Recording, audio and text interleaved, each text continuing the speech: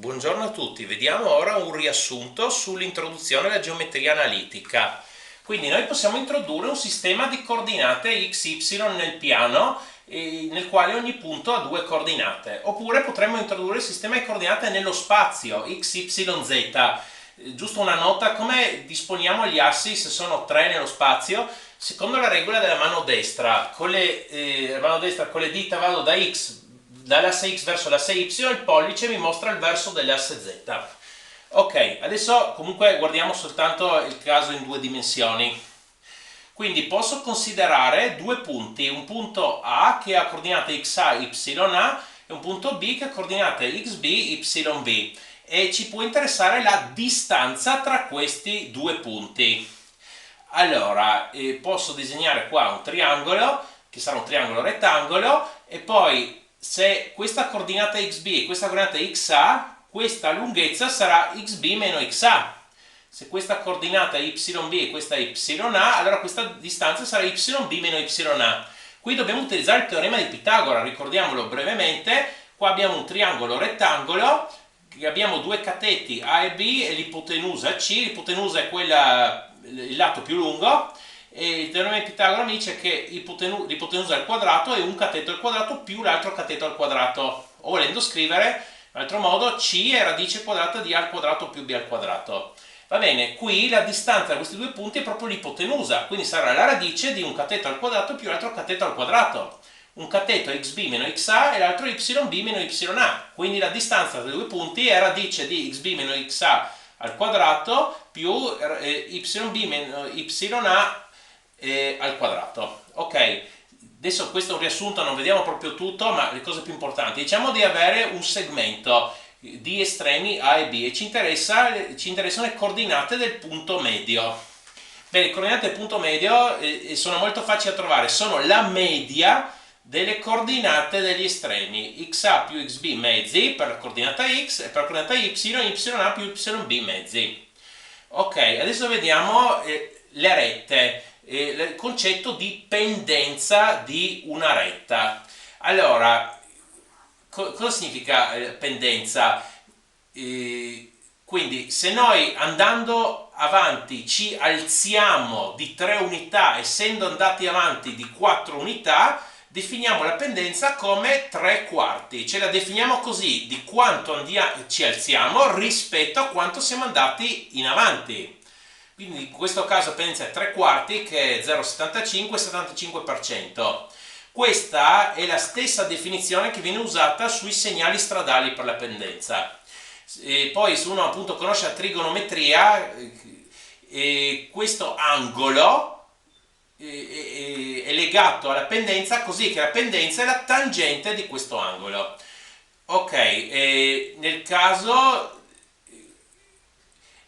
in cui ci alziamo di un'unità, essendo andati avanti di un'unità, questa è la metà di un quadrato e qui abbiamo un angolo di 45 gradi, ma la pendenza secondo questa definizione è 1, cioè il 100%. 100% di pendenza significa l'angolo di 45 gradi. Invece un angolo di 90 gradi sarebbe una pendenza infinita.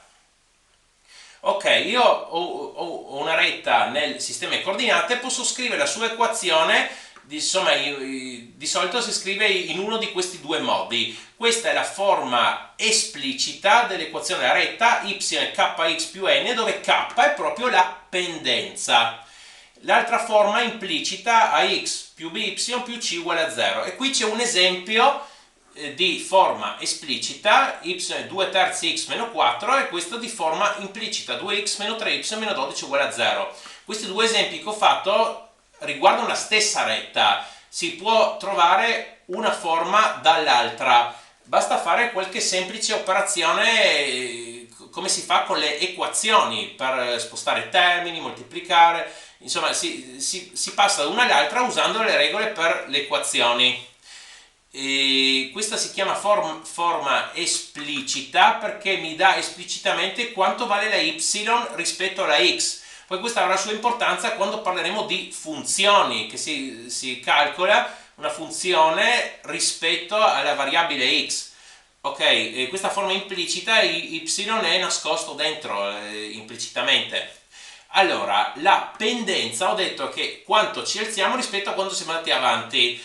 Allora, adesso ci riferiamo sempre a questo disegno. Allora, qua ci siamo alzati di questa quantità yb meno ya e siamo andati avanti di questo xb meno xa. Allora, la pendenza yb meno ya fratto xb meno xa. E questo si può calcolare la pendenza così, con due punti. Però diciamo che potremmo voler, una volta calcolata la pendenza, poi posso usare questa formula per trovare l'equazione della retta. Qui ho scritto un punto P, ma potrebbe essere il punto A o il punto B o un altro punto della retta, indifferente, basta che è lo stesso qua, qua e qua. E quindi calcolando la pendenza e mettendo qui le coordinate x e y di un punto della retta, posso trovare l'equazione della retta. Adesso vedremo un esercizio fra un attimo. Oppure anche conoscendo un solo punto e conoscendo la pendenza possiamo trovare l'equazione della retta. Allora, questo il significato di pendenza, no? Appunto è quello che ho descritto. Sono una cosa, se noi ci muoviamo da sinistra verso destra come l'asse x, se la retta si alza, allora una pendenza è positiva, se la retta si abbassa la pendenza è negativa per convenzione. Ovviamente se due rette hanno la stessa pendenza sono parallele, proprio per il significato intuitivo di pendenza. Due rette parallele devono avere la stessa pendenza. E invece due rette che sono tra loro perpendicolari, le pendenze sono legate tra loro. La pendenza di una è il valore opposto e inverso dell'altra. In pratica si cambia di segno e si ribalta la frazione. Adesso vediamo un esercizio semplice con questo. Abbiamo data la retta R, y è un mezzo x meno 3 e abbiamo dato anche il punto P, 3 meno 1. Ci interessa l'equazione della retta perpendicolare, questa retta P perpendicolare a R che passa per il punto P. Allora, perché qui abbiamo scritto la retta R come y è un mezzo x meno 3, ricordiamo che questo k è proprio la pendenza, quindi la pendenza della retta R è un mezzo. E allora la pendenza di P che è perpendicolare a R la troviamo così, cambiamo di segno, mettiamo un meno e questo 1 fratto 2 diventa 2 fratto 1, ma insomma 2 fratto 1 è 2. Quindi la pendenza di P è meno 2. Adesso posso usare questa formula con questo punto. Allora y meno y del punto, che sarebbe meno 1, è uguale alla pendenza, adesso stiamo cercando la retta P appunto, che ha pendenza meno 2, per x meno la coordinata x del punto, che è 3. Adesso qua, vabbè, questo diventa y più 1, qua vado a moltiplicare, meno 2x, meno 2 per meno 3 fa più 6. Questo 1 lo porto dall'altra parte, diventa un meno 1 e trovo finalmente la retta P, y e meno 2x più 5.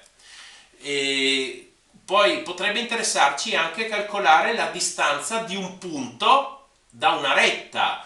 Allora, questa distanza è la distanza perpendicolare, perché se non fosse perpendicolare non sarebbe definita, avremmo tante distanze diverse, dipende dall'inclinazione, quindi la distanza perpendicolare.